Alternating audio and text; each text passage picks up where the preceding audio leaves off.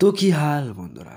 তো বন্ধুরা, আজকে আমি এমন একটা ব্যক্তির কথা বলতে চলেছি, এমন একটা মোটিভেশনাল স্পিকারের কথা বলতে চলেছি, যিনি এমনভাবে মোটিভেট করে যে কিভাবে একটা কালচারকে অপমান করতে হয়, কিভাবে পিছনে বাঁশ দিয়ে টাকা কামাতে হয়, যার নাম হলো ডক্টর বিবেक बिंद्या। असली स्कैम ये है, छोटा मोटा स्कैम नहीं है। समझ आया था मैं किसके बारे में बात कर रहा हूं। अगर वो कुछ नहीं करते, उनके प्रोडक्ट की औकात है 100 रुपए की, लेकिन बेचने 50,000 में। बिंद्रा जी, और इस कंट्रोवर्सी का कारण है एक स्कैम। ऐसा क्या करा है विवेक बिंद्रा ने जो कि बहुत ज्यादा एक हफ्ते में मैं क्या करूंगा वो अभी नहीं बताऊंगा। क्लास में सामने खड़े होकर के बोल रही है तुम में से किसी एक ने चोरी करी है, और एक बच्चा खड़ा होकर के बोलता है मैंने चोरी नहीं करी है, मैंने चोरी नहीं करी। अरे नहीं करी तो बैठा रहना, उन पर एफआईआर करवाएं।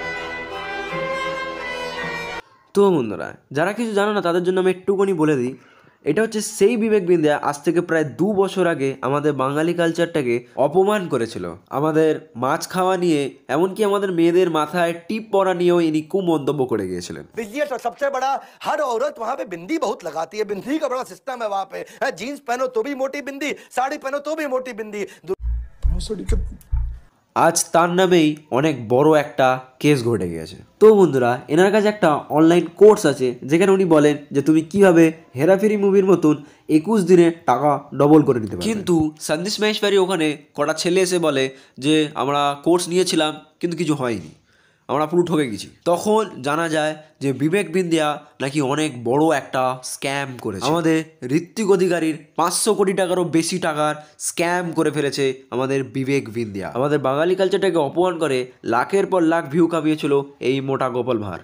এখন এই মোটা গোপাল ভাঁড় এত বিচ্ছিরি একটা চিটিংবাজি কারবার করে ফেলেছে যেটা সবার সামনে চলে এসেছে। সাথে সাথে আরেকটা জিনিস জানা গেছে, এনার ওপর নাকি ডোমেস্টিক ভায়োলেন্সের জন্য এফআইআর হয়েছে।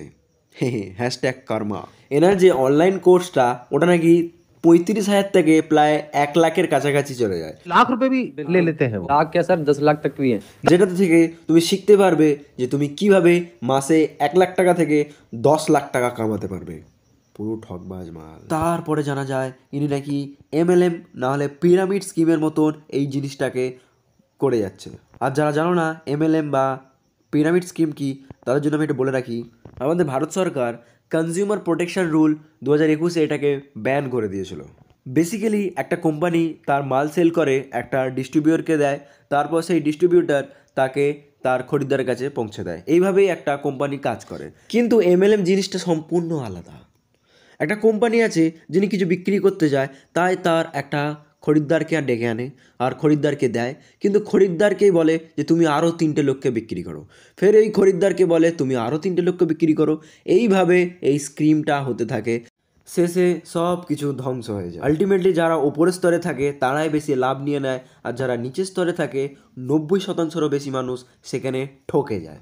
আর আমাদের মোটা গোপাল ভাঁড় সেম কাজ করছিল। আমাদের মোটা গোপাল ভাঁড় নাকি 500 কোটি টাকারও বেশি টাকার স্ক্যাম করে ফেলেছে। আর তাও বন্ধুরা, উনি কোনো বিজনেসম্যান বা অন্য কারোর সাথে এই চিটিংবাজিটা করে, উনি আমাদের মতন একটা স্টুডেন্টদের সাথে এই চিটিংবাজিটা করেছে। একটা ছেলে তো ওপেন ভিডিওতে বলছে যে আমার টাকা ফেরত দাও, নাহলে আমি सुसाइड करबो। मैं जब भी आईबीसी के बारे में सोचता हूँ मुझे ऐसा लगता है कि मेरा पैसा भी बर्बाद हो गया, मेरा टाइम भी बर्बाद हो गया। मैंने इतना ट्रस्ट किया था विवेक बिंद्रा जी पर, मेरा ट्रस्ट भी चला गया और मुझे सुसाइडल थॉट आते हैं। और मैं अगर कंपनी मेरा पैसा रिटर्न नहीं करती है तो मैं सुसाइड करूँगा। তো বন্ধুরা, আমরা অনেক ধরনের চিটিংবাজ দেখেছি যারা 21 দিনে টাকা ডবল করে দেওয়ার নামে এই শহর ছেড়ে, এই দেশ ছেড়ে, এই দুনিয়া ছেড়ে চলে যায়। এমনকি ডাঙ্কি মুভির মতন বিদেশ নিয়ে যাওয়ার নামে টাকা পয়সা নিয়ে আর ফুরুত হয়ে যায়। কিন্তু আমাদের এই মোটা গোপাল ভাঁড়ের মতন ডিজিটাল চিটিংবাজি আমি এই প্রথমবার দেখলাম। তারপর বন্ধুরা, আমাদের এই মোটা গোপাল ভাঁড়ের ওপরে একটা ডোমেস্টিক ভায়োলেন্সের একটা কেস হয়েছে।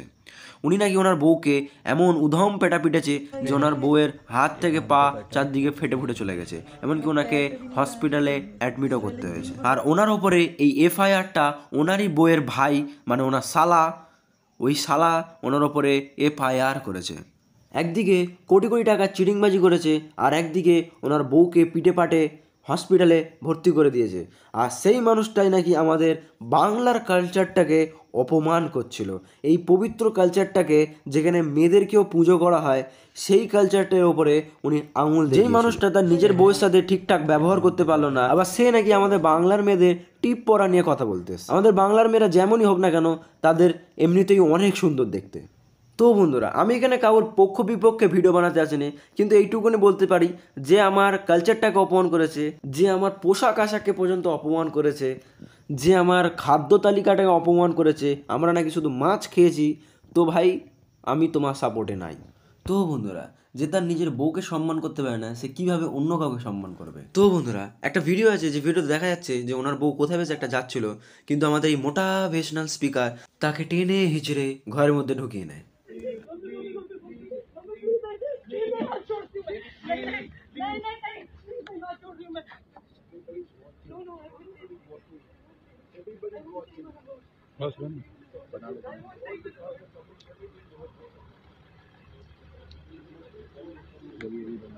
তো বন্ধুরা, আমাদের এই মোটিভেশনাল স্পিকার যদি তার বউয়ের সাথে এমনভাবে ব্যবহার করতে পারে, তাহলে ভেবে নাও একটা সাধারণ মানুষের সাথে কেমন ব্যবহার করতে পারে।